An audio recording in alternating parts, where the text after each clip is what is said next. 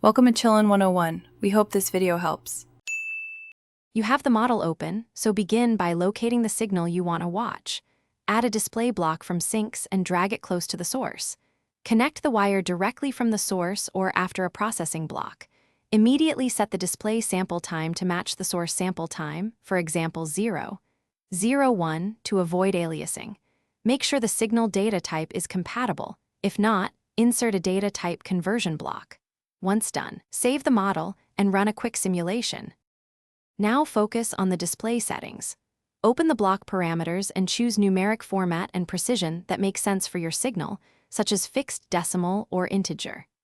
If the incoming signal has an incompatible data type, add a data type conversion block and specify the desired type to prevent warnings. For composite signals like buses, extract the numeric element with a bus selector or break apart with a bus creator beforehand. Also verify sample times across connected blocks. Finish by running the simulation and watching the display for live values. Compare them to expected outputs to validate correctness.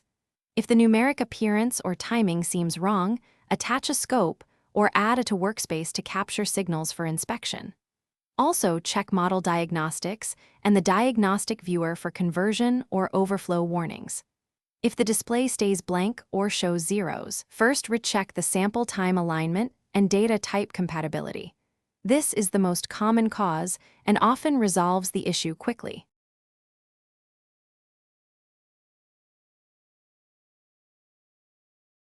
Thanks for watching. Consider subscribing if we helped you.